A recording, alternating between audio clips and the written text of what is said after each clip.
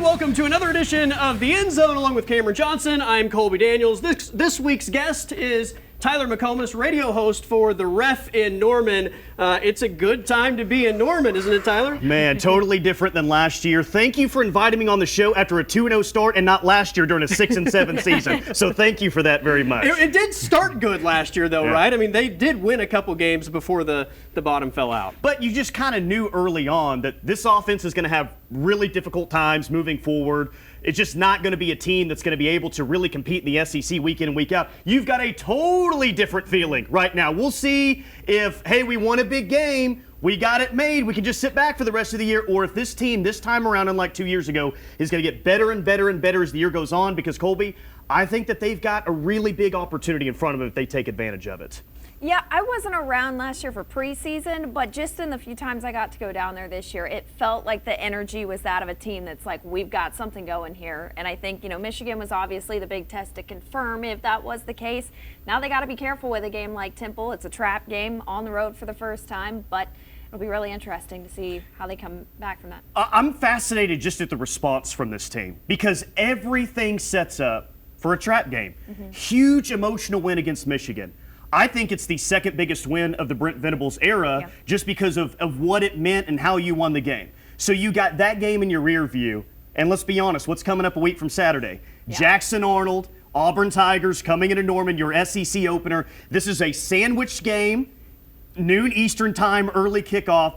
Do they come out fast in this game, or do they sleepwalk and go through the motions? Because as soon as you got over the excitement of the Michigan win, I think OU fans looked around and said, all right, this is great, but is this going to be a repeat of 2 years ago? Right. Are we going to see this team again get better? And I think this week is a very unique challenge in that. You look great defensively. You did some great offensive things, but it wasn't perfect. Clean up some of the mistakes you had and come out fast and dominate a team like Temple. So in that aspect, I think this game is very interesting. Yeah. Not only do you have Michigan before it, Auburn, and the return of Jackson Arnold after it. You mentioned the early start, first time on the road. You also played this team a year ago, and despite how bad Oklahoma was last season, you beat the brakes off them, right? 51-3. It's a whole new coaching staff, though. They're off to a good start. I don't know how good they are, but they're clearly better than they were a year ago. There are a lot of elements that I think just make that game intriguing. I'm not suggesting that Temple is going to win. I'm just saying in response to what they did against Michigan, it's very intriguing. And I also walked away from the Michigan game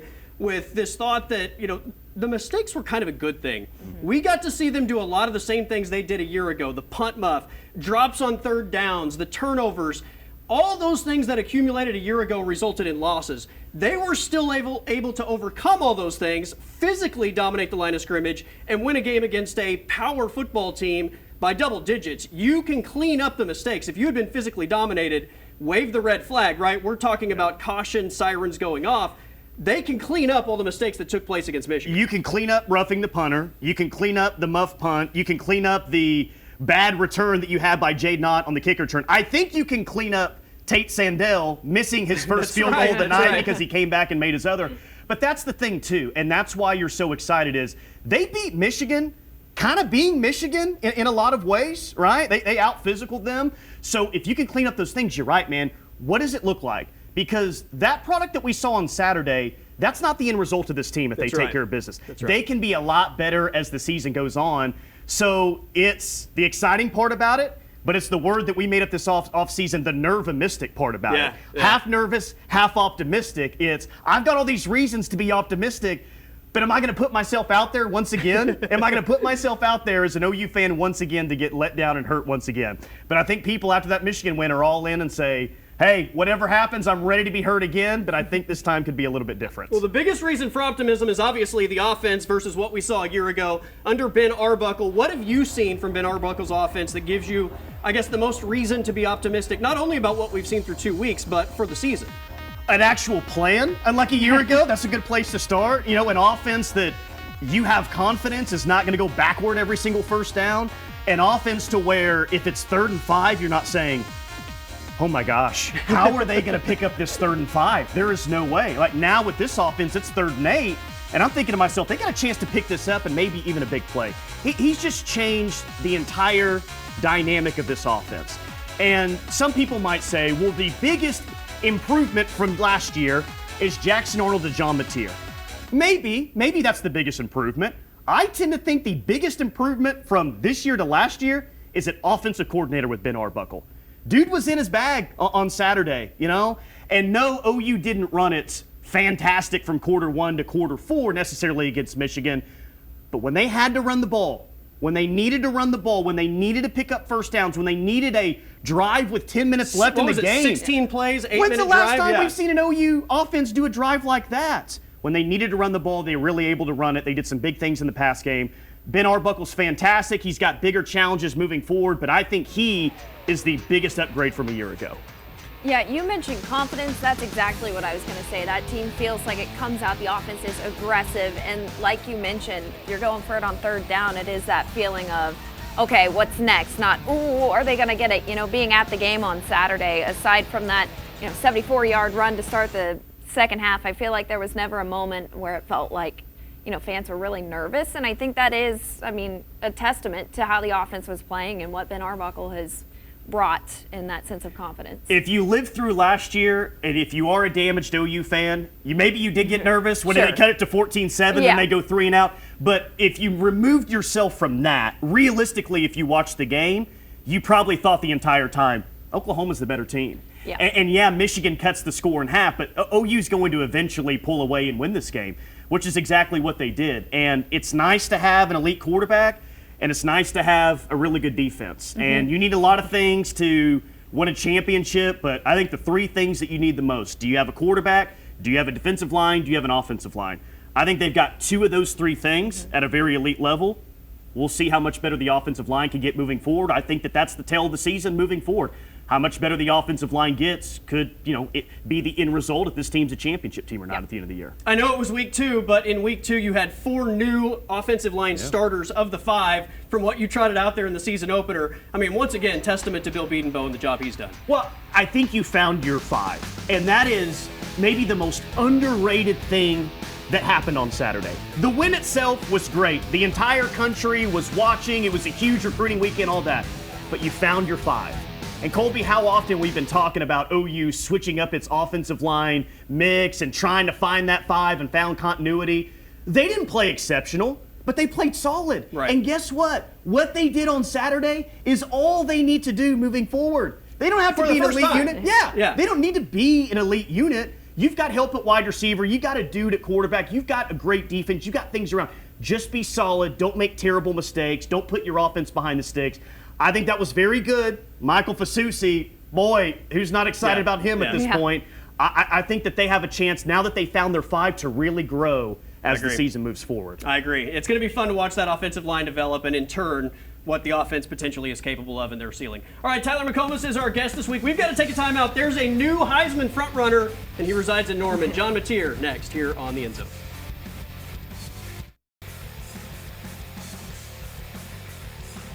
Welcome back to The End Zone. All right, we talked all about the Oklahoma offense. We didn't mention the name John Mateer much, which is, maybe an oversight on our part, or we're just giving him the proper amount of time that he deserves, his own portion of the show, because he's now the Heisman frontrunner after a dominant Week 2 performance, especially with what he did on the ground. This guy is decisive. He has swag, which I think is contagious to the rest of this offense. This is everything Oklahoma was looking for when John Mateer's name was originally brought up out of Washington State and looking at Oklahoma via the transfer portal. It's unfair to compare him to the guy, but you guys know where I'm going with this one.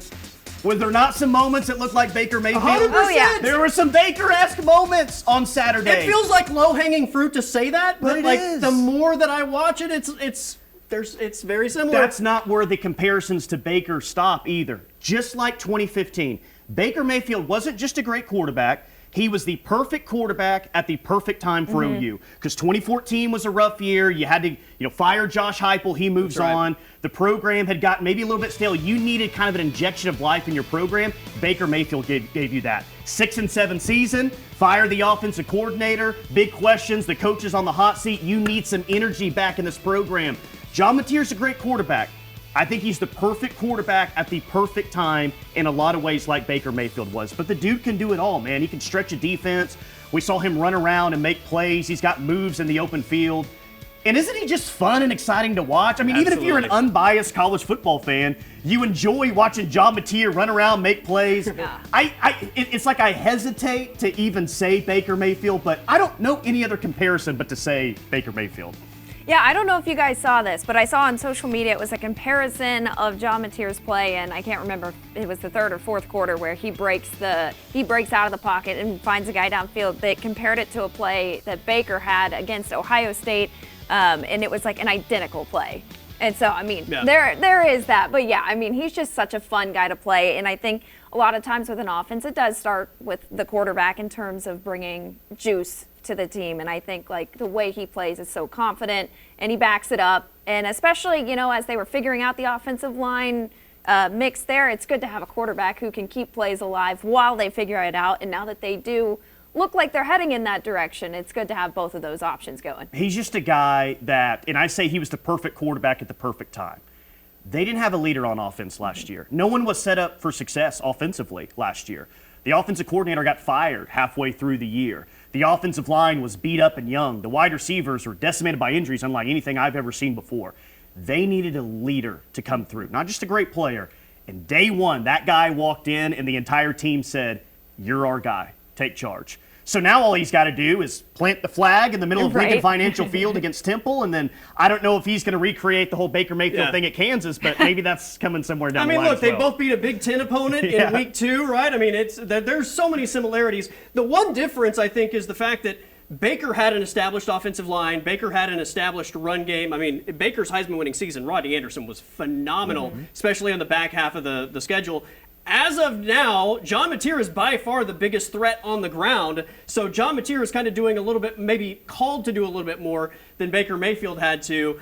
His running ability is dynamic, and Ben Arbuckle spoke about it earlier this week. He sees the field really well, whether it's in the passing game or whenever he pulls it down to run. But yeah, I think I've been on record saying I personally think John Mateer's a football player before he's a quarterback, and special one too whenever he pulls the ball down to run. So I mean there's certain things that I wish I could sit here and tell y'all I taught him everything he knows in the run game. No, if you look me up, I was not a runner, all right? I was very slow, stiff, statue Division II quarterback, all right? So I definitely did not teach him that. He's just a special kid, a special athlete. A, I love that he cracked himself up just thinking about his own mobility. But B, he said John Mateer is more of a football player than a quarterback, and I remember a lot of people saying that about Baker Mayfield about 10 years ago as well. So a lot of comparisons. We'll see if they're on the same trajectory. A lot of football to be played, but very optimistic from the John Mateer standpoint. All right, Tyler McComas is our guest. We've got to take a timeout. Moving the Chains coming up next here on The End Zone.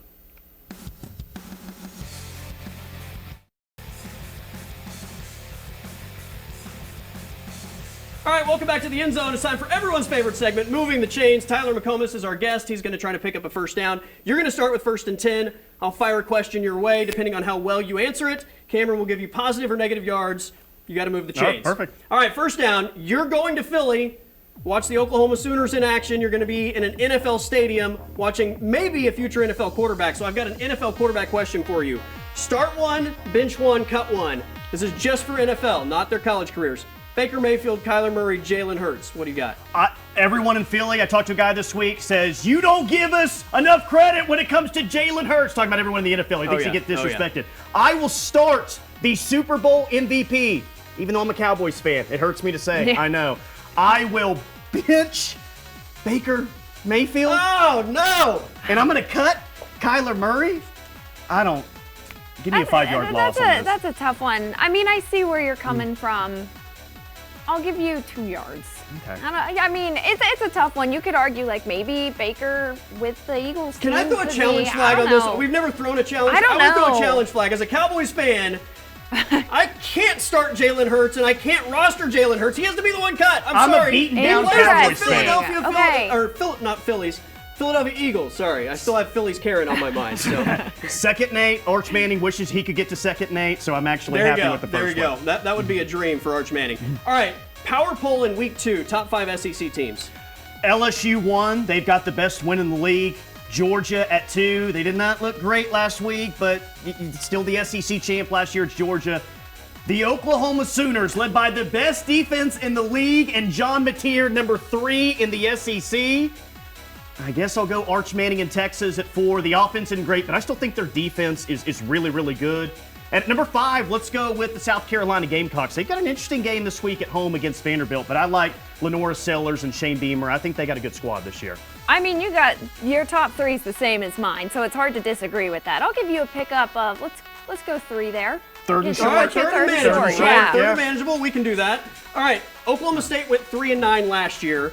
They were absolutely demolished by the Oregon Ducks last week. They've got an off week before Tulsa next Friday night. Will Oklahoma State win 4 or more games this year, superseding their 3-9 record? Well, I don't know. Are they going to come up with a more imaginative offense? More of the offenses that we saw earlier in the Mike Gundy era that were really putting their playmakers in space and doing some fun things? It looks like they're running some sort of an offense that Alabama used to run, just trying to bully teams. I don't know what they're doing out there. No, I don't think that they win 4 games or more this year in the Big 12 slate.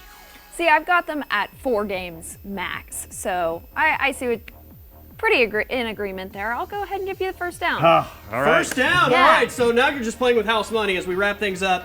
Philly is known for the Philly cheesesteak. OU is in Philly this weekend. What is your Mount Rushmore of sandwiches? Well, The cheesesteak on it? steak sandwiches first. Before we're mentioning Philly cheesesteak, steak sandwich is number 1. I am down with the grilled cheese with maybe some Okay. bacon in it. Okay. Okay. Ooh. Yeah, you know. Okay. 3, just the traditional turkey sandwich, ham sandwich, mayonnaise, tomato, no lettuce. It just gets in the way of everything else that's good about that. I guess I'll throw the Philly cheesesteak in there Okay, because if I okay. don't, they're going to watch this. They're going to find out about this. They're the worst sports fans in the country. They're going to throw batteries at me. They're going to throw beer cans at me. So just because I'm going there this weekend, I guess it's on the I mean, Mount you're Rushmore. throwing them some bones, right? Jake Birch is the one you're starting, the cheesesteak. Yeah, okay, I'm the worst judge for this because I'm not a huge sandwich person, and if I am, it's got to be a hot sandwich. For me, Philly cheesesteak is probably up there, and then the steak sandwich. So just because I'm a little more biased here, I'll give you a pick up of 3. Okay. there we They go. think There we it's go. so much better up there. We'll see. I got a feeling I'm going to eat a cheesesteak up there Okay. and say You gotta at "Okay, least try it, right? I've had decent one of the same ones around Yeah. here. We'll see. You Yeah, it's gotta part have of the the charm. terminology. You're gonna get it with whiz, without whiz. That's the cheese. Okay. I Yeah. think. I don't know. I've heard. I've never been there. All right, first down, Tyler McComas on Moving the Chains. We're going to wrap up the show with our game picks next here on the End Zone.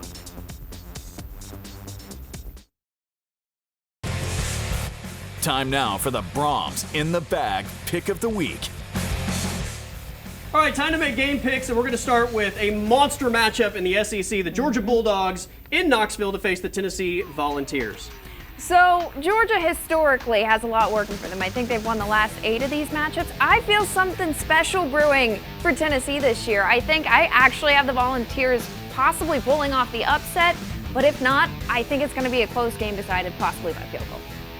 Georgia SEC champ last year. Everyone's wondering, is the dynasty over? Is the dynasty over? Did Tennessee actually upgrade at quarterback with Nico? Georgia wins by a touchdown. I think Tennessee might have upgraded at quarterback, but it doesn't matter. Georgia by at least a touchdown or more.